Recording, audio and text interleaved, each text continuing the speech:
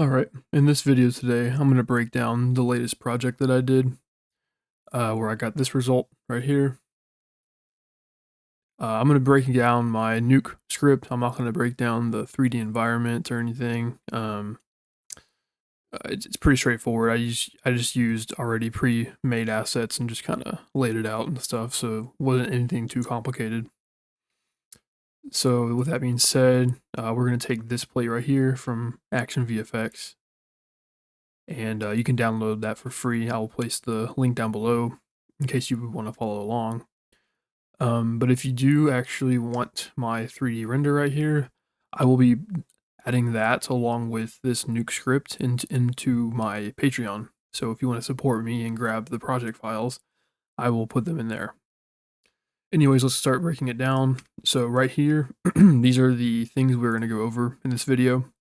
I will place timestamps down below, so if you want to learn a specific technique or just see a certain part of it, this is what we're going to go over here.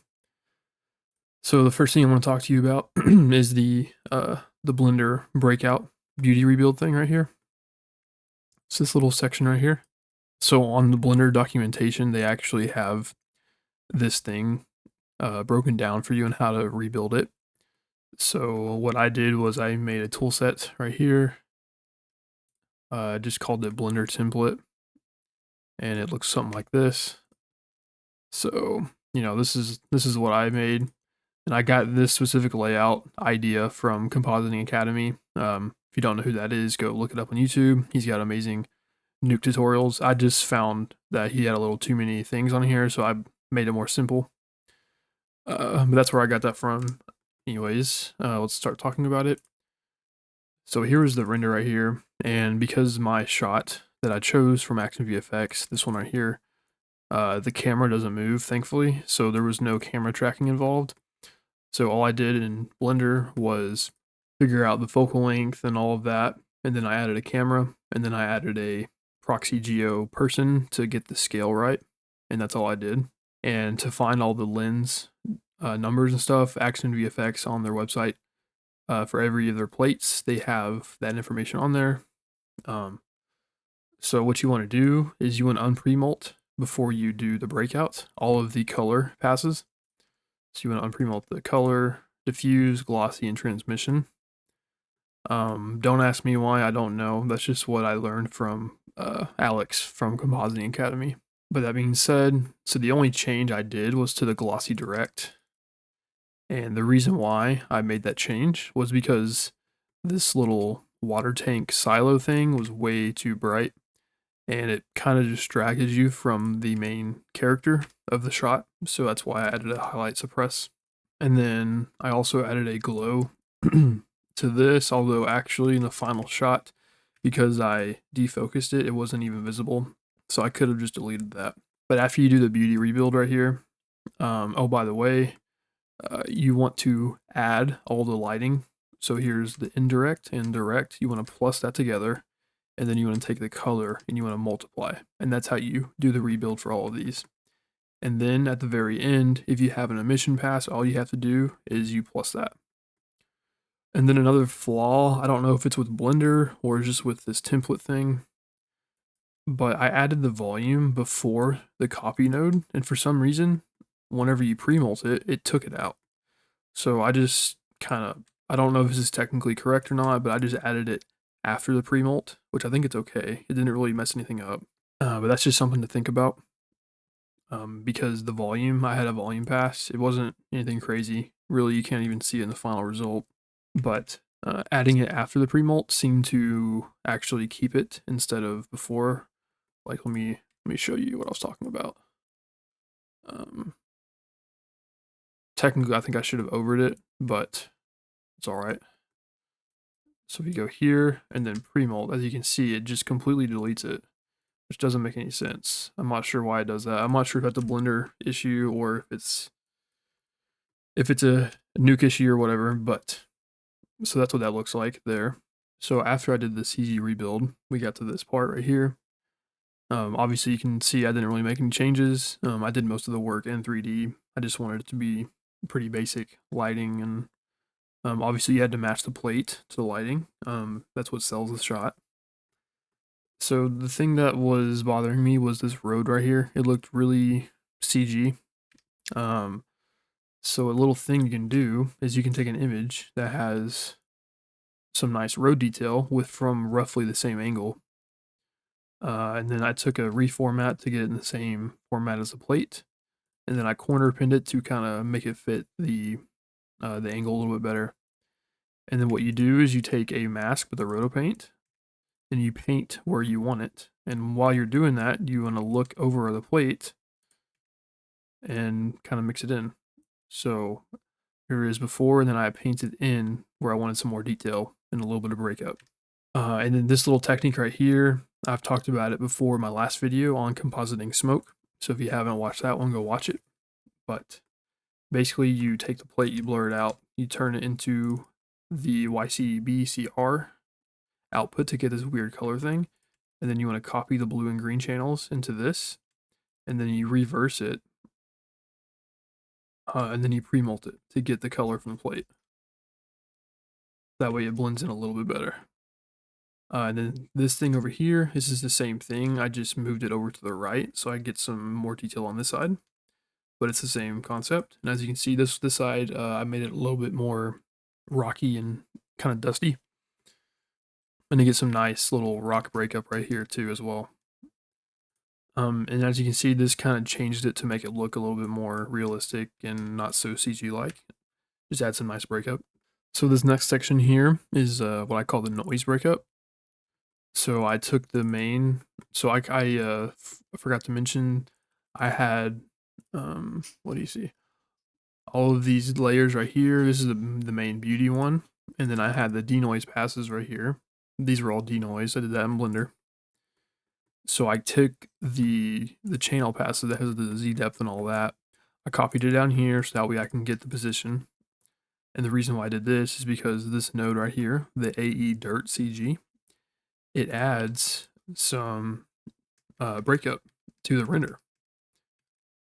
And you might think this looks really bad, which it does right here, but because I am adding a lot, like a really high defocus, you're not really going to see much of a difference. It'll just add a little bit of contrast and color variation. And because because I added this road detail, I decided to take it out of that because I did not take that off. I did not like the way it was blending with the painted work that I did already. So it has a little mask node right here, and you just plug that in, and it just takes that out. So that was that. And then here, just some color grades I did with the crypto mats as well. So I darkened the ground a little bit, and then I also darkened this ground a little bit as well. I thought it was a little bit too bright, and it was kind of distracting, so that's why I did that there. So the next thing that we're going to talk about is going to be this thing right here is the sky environment light from Blender. And obviously this is way too bright, so I did a highlight suppress to kind of get some of that color. And the reason why I did that is so I could do this trick. And I have this sky image that I took. And I'll actually add this to the project files on Patreon if you want this sky. It's a pretty cool sky with some nice contrast and stuff that I took. And so what I did right here, I painted out one of the birds because it just looked like a black little speck. It didn't look like a bird. But I took the color, added some of the color in there so it kind of matches the plate a little bit better.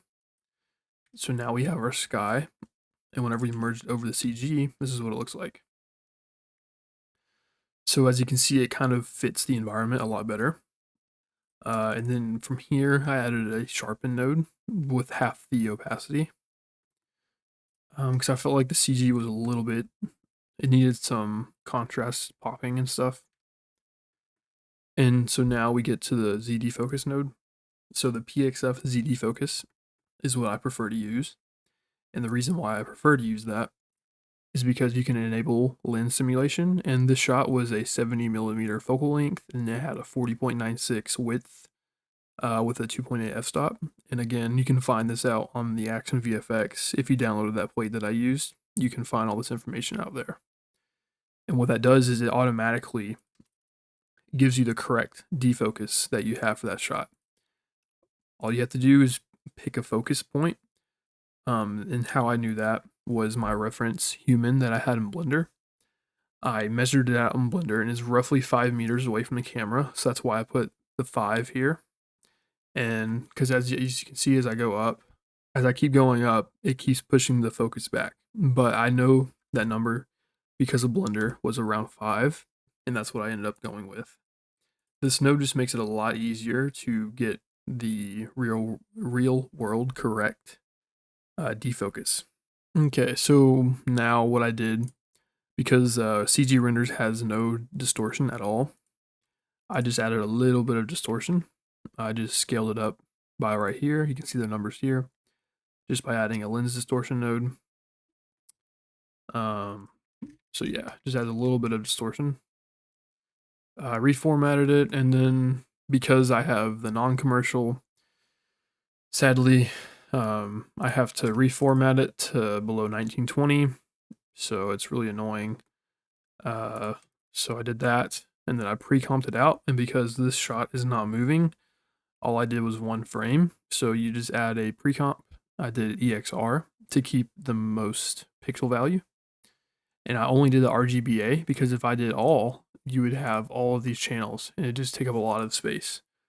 So by changing it to RGBA, you keep the alpha and then obviously the color channels.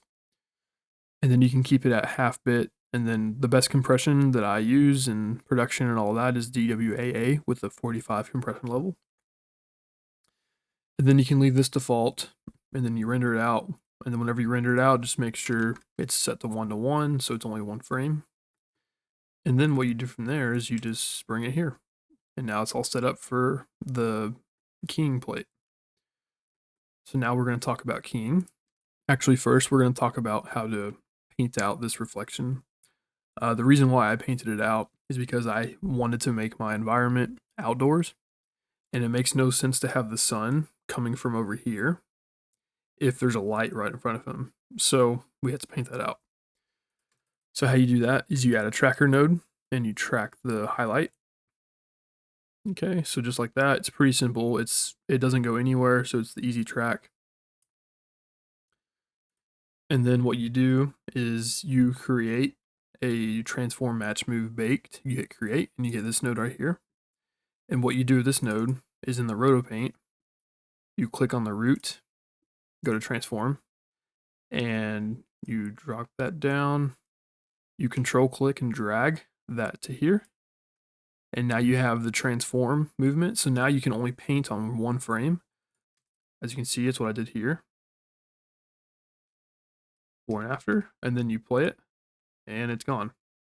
It automatically adds this transform data into the glasses. So that's how you do that. So pretty cool technique you can use. As you can see, there's no sliding, nothing. It's all painted out.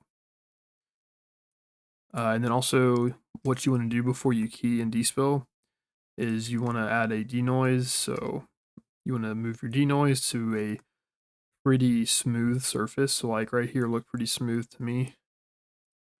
And I left everything default. You can play around with these settings, but honestly, just leaving it default is what I do most of the time. Occasionally, I'll increase this number, but you want to be careful because it starts losing a lot of the detail. Like you lose detail in the nose and the mouth. So just whatever you want to do, but I usually keep it default. And then now we can get into the keying. So luckily this shot was actually very easy to key. So what I did was I added a key light, and then it took care of most of it. I played around with the clip black and the clip white. I don't think I messed with anything else. Nope. So in case you don't know how to use this, you add a key light, take the source, put that into the green screen. You want to disable it first. Click on this little box right here on the screen color and roughly find like that area to get an alpha. And then from here, you can just move it around until you get something that kind of takes most of it out. So like down here probably be best. And then you go to the screen mat and then play with clip black and then the clip white. I think I had point. Yeah. So something like this. It's not perfect, but the shot is pretty simple and there's not a whole lot of patches we have to do. So I got this, and then what you want to do is you just mask it off and stencil it, whatever, and basically to get it to where it's just the human, something like that. And there's our key. So this shot was very easy. Normally you'll have many key lights and other techniques as well, and you have to combine them all. But the shot was very easy, so there was not a lot more you have to do. So now we're moving on to the Despill. So I like to use the Despill Madness node. Again, this node will be in that project file, so you can save it into your tool set, or just go online and look up Despill Madness Nuke, and you can download the Gizmo that way. Basically, all it does is takes the color green or blue, and it despills it for you. And then this fine tune, you can fine tune it to where you want. And then I hit restore luminance to keep the luminance value on this guy right here. And then you take this alpha, because there's no alpha here, it's just a color. So we want to take this color and add it to this alpha. So to do that, you add a copy node with the A going to the alpha and the B on the main pipe with the despill. And now you have an alpha. And then you finally pre-molt. And that's the key with the despill. So let me disable that and that. So now we get this result right here. So again, this is a good start, but as you can see, there's a lot of, I would say, like gray-ish kind of bleeding onto the character, and it's very noticeable, especially on the darker parts right here. So a little trick you can do is there's a node called Color Smear. It's a free gizmo online, just search it up. And what you want to do is you add that, and as you can see, it magically takes care of that spill that you get. Now you have to be careful, like down here, it'll take some of the detail out, but you know, if you just want to be quick and dirty with it, this is a great node for that. Of course, there's better techniques, but this took me like 5 seconds to do it. Then added another one down here for the head and stuff. So you know, works pretty good. You just have to be careful because there is some artifacts that can come up from this node, so that's the only thing to be worried about. And then I added a light wrap, a very subtle light wrap, just to kind of blend him a little bit better into the environment. I think this is Tony Lyons for light wrap, I believe. It's from the Nuke Survival Toolkit, so if you don't have that, definitely look up online how to install it. It has so many great gizmos and stuff, and that is where this came from. Okay, so now the shot is mostly done, but I wanted to add a little bit of movement into the shot besides this man right here. So I wanted to add some air particles. So I took some air particles, I believe they're from Action VFX. So something like this. Reformat it, and then I added an O-flow because this shot is in slow motion. So I had to slow these down quite a bit. Just so that way they're kind of floating there. So as you can see, it's more than half the speed, so it slows it down quite a bit. And then the same trick here, I take the color to get some of that color value, even though it's probably not even noticeable. And then added a blur node, so that way they're not so sharp. And then if I disable this, there was one kind of weird air particle here, as you can see. Yeah, so like I didn't like this. It was kind of going over the character, and it stood out quite a bit, even though it would be realistic to have that over him. It just looked overly bright. I didn't feel like darkening it, so I just took a roto and stenciled it out, so that way it wouldn't be visible. Okay, so now I'm going to add the volumetric rays, because I thought, you know, it could add a little bit of texture into the image. So there's this node called Volumetric, and it's basically the volume raise node, but it is a little bit faster and has a little bit more control. So I just added an image, move the center up here, and then I added that color trick thing that I've told you guys before to get the orange color. I blurred it out so that way you didn't have these sharp lines, and then I screened it on top just to kind of get like that light leak thing. So it kind of also helps blend in the orange a little bit better to the background. And I got something like that. So now we're getting pretty close to the end here. So now we're going to add some lens effects. So this keyer node is to get the highlights in the shot, and then I add an optical glow here, right here, and then from that I just plus that on top. It's a pretty subtle effect, but you know, it just kind of pings out some of these highlights on the planes, on his face, and then I added a halation node, which I think it's barely noticeable. I don't even know if you can. Yeah, I think it's so subtle that you can't even see it. So I don't. Yeah, I think it's mostly for this character's face right here, like on the sunglasses and stuff. Then I added diffusion, kind of smear the lens a little bit. I added a chromatic aberration node. So as you look towards the edges right here, you can kind of see the blue and orange blurring.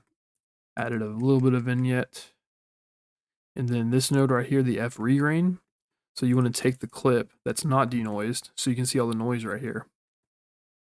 So you plug that with a grain node. The SRC means source. So you plug that into your comp. And then you want to hold on this and double click this. And again, select the noise. And then you hit analyze. And whenever you do that, let it load. It adds the grain on top of the character again, and then on top of the CG. So that is how you get the grain to match 1-to-1 to your background whenever you're doing a CG set extension. And then again, as I mentioned before, I am in Nuke non-commercial, so I have to get it below 1920. Extremely annoying. I wish Nuke would make Nuke Indie a lot cheaper. It's a little bit too expensive for me to just buy it like that. But anyways, that's a final comp. And then how I got the orange color was I added an LUT from DaVinci Resolve. There is some weird artifacting at the very beginning of the shot. I could not figure out where that's from. So if you have any ideas where that's from, please let me know. I think it's from DaVinci. I'm still kind of a noob with DaVinci Resolve, so maybe it's something in the output settings that messed it up. I'm not really sure what it's from, but anyways, it's kind of like a Top Gun kind of shot or whatever you want to call it, but that's the final result. So if you guys have any questions or you like the video, leave them down below. Leave a like on the video, subscribe if you're not. I post a lot of Nuke and Blender tutorials and content, as well as Gaia here and there. Also, go support me on Patreon, follow me on ArtStation. I'll catch you in the next one.